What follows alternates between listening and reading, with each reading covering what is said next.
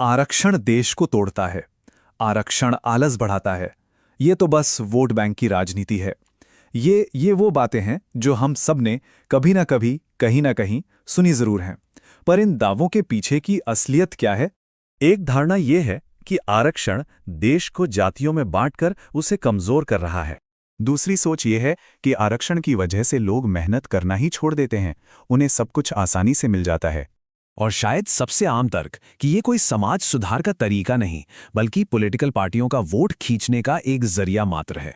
तो अगर ये सारी बातें इतनी आम हैं, तो फिर सवाल उठता है कि बाबा साहेब की असली सोच क्या थी? चलिए आज इन सुनी सुनाई बातों से थोड़ा आगे बढ़ते हैं और आरक्षण के पीछे के तर्क, उसके इतिहास और उसके असली मकसद को समझने की कोशिश करते हैं। देखिए, आरक्षण को समझने के लिए सबसे पहली शर्त है उसके पीछे की सोच को समझना।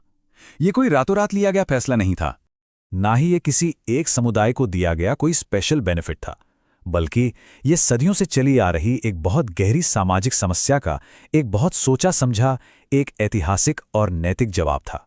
इसे एक समाधान के तौर पर बनाया गया था, एक नई समस्या खड़ी करने के लिए नहीं। तो फिर वो समस्या क्या थी? वो समस्या थी हमारे समाज का इतिहास, जहां तरक्की की दौड़ में हर किसी के लिए स्टार्टिंग लाइन एक जैसी थी ही नहीं। भारत में सदियों तक समाज के एक बहुत बड़े वर्ग को शिक्षा से, मंदिरों में एंट्री से और यहां तक कि पब्लिक कुओं से पानी लेने तक से रोका गया। उन्हें सत्ता, सम्मान और मौकों की मेनस्ट्रीम से पूरी तरह अलग थलग कर दिया गया था। चलिए इसे एक दौड़ के उदाहरण से समझते हैं। सोचिए जरा, दो धावक हैं, एक जिसे पीढ़ियों से 100 मीटर आगे से दौड़ने का मौका मिला है और दूसरा जिसे पीढ़ियों से स्टार्टिंग लाइन पर ही बांध कर रखा गया था।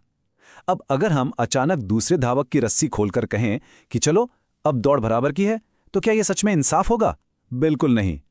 आरक्षण का असली मकसद इसी स्टार्टिंग लाइन के फर्क को मिटाना था। और यहीं से आरक्षण से जुड़े सबसे बड़े मिथकों की कहानी शुरू होती है। तो चलिए एक एक करके इन्हें तोड़ते हैं। शुरुआत करते हैं समानता और मेरिट के तर्क से। पहला और सबसे बड़ा झूठ ये है कि आरक्षण बराबरी के खिलाफ है।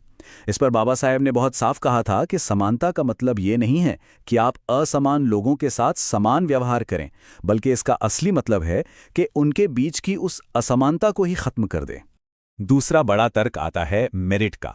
कहा जाता है कि आरक्षण योग्यता यानी मेरिट को खत्म कर देता है। पर एक मिनट रुकिए और एक सवाल पूछिए।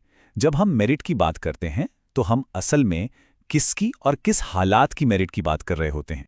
क्या हम उस स्टूडेंट की मेरिट की बात कर रहे हैं जिसके पास अच्छी कोचिंग, ढेर सारी किताबें, इंटरनेट और पढ़ने के लिए एक शांत माहौल है? या फिर हम उस स्टूडेंट की मेरिट देख रहे हैं जो अपने परिवार में स्कूल जाने वाला पहला इंसान है, जिसे रोज समाज में भेदभाव झेलना पड़ता है और साथ में घर की जिम्मेदारियां भी उठानी पड़ती? इसीलिए बाबा साहेब कहते थे कि योग्यता को हमेशा कॉन्टेक्स्ट में देखना चाहिए, सुविधा में नहीं। असल में आरक्षण योग्यता को खत्म नहीं करता, बल्कि उस योग्यता को बाहर लाने का एक जरिया बनता है जो सुविधाओं की कमी और भेदभाव के बोझ तले कहीं दबी रह जाती है। अब आते हैं उस तर्क पर कि आरक्षण का कोई ठोस संवैधानिक आधार नहीं है।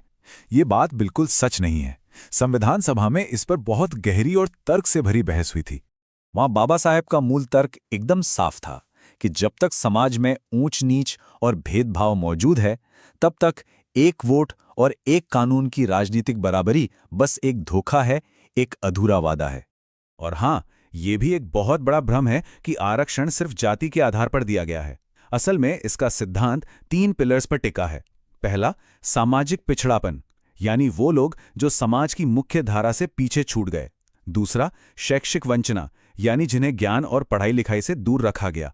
और तीसरा, ऐतिहासिक अन्याय, यानी जिनके साथ पीढ़ियों तक भेदभाव हुआ। इसी यूनिवर्सल सिद्धांत के आधार पर बाद में ओबीसी और दूसरे वर्गों को भी इसमें शामिल किया गया। तो फिर क्या आरक्षण समाज को तोड़ता है, जैसा कि अक्सर कहा जाता है? नहीं, बाबा साहब की सोच तो इसके ठीक उलट थी। उन्होंने इसे समाज को जोड़ने और बैलेंस करने के एक टूल के रूप में देखा था। आप खुद सोचिए, अगर समाज का एक बहुत बड़ा हिस्सा सदियों से सत्ता और मौकों से बाहर हो, तो उसे मुख्य धारा में शामिल करना समाज को तोड़ेगा या जोड़ेगा? जाहिर सी बात है ये समाज को जोड़ेगा। आरक्षण लोकतंत्र को सिर्फ कागजों पर नहीं बल्कि जमीन पर मजबूत बनाता है। ये उन लोगों को आवाज देता है जिन्हें सदियों तक चुप करा कर रखा गया था। चलिए अब आखिर में इस बात पर आते हैं कि आरक्षण का असली मकसद क्या है और आज के दौर में हमें खुद से कौन से सवाल पूछने चाहिए। देखिए, आज असली सवाल ये नहीं है कि कोई आरक्षण के सपोर्ट में है या उसके खिलाफ। असली सवाल ये है, क्या हम उस सामाजिक सच्चाई को समझते हैं जिसकी वजह से आरक्षण की जरूरत ही पड़ी। तो अगली बार जब भी कोई कहे कि आरक्षण हटा दो तो उनसे ये 3 सवाल जरूर पूछिए। पहला, क्या समाज से भेदभाव पूरी तरह खत्म हो गया है? दूसरा, क्या हर किसी के लिए मौके वाकई बराबर हो गए हैं? और तीसरा, क्या हर फील्ड में सभी समुदायों का प्रतिनिधित्व बराबर हो गया है? अगर इन सवालों का जवाब नहीं में है तो इसका सीधा सा मतलब है कि जिस समस्या के लिए ये समाधान बनाया गया था वो समस्या आज भी मौजूद है। तो सबसे जरूरी बात जो हमें याद रखनी है वो ये है कि आरक्षण न तो कोई भीख या दान है और न ही ये सिर्फ राजनीति का कोई खेल है। ये न्याय की एक सीढ़ी है जो उन लोगों को ऊपर चढ़ने में मदद करती है जिन्हें जानबूझकर नीचे धकेल दिया गया था। बाबा साहब का सपना एक ऐसे समाज का था जहां आरक्षण की जरूरत ही ना पड़े, लेकिन जब तक समाज बराबरी नहीं देता तब तक संविधान सुरक्षा देता रहेगा। इसलिए अगर हम सच में बाबा साहेब का सम्मान करना चाहते हैं तो उसका सही तरीका है कि हम पढ़ें, उनकी सोच को समझें और फिर तर्क के साथ अपनी बात रखें, क्योंकि अधूरी जानकारी से कभी न्याय नहीं हो सकता।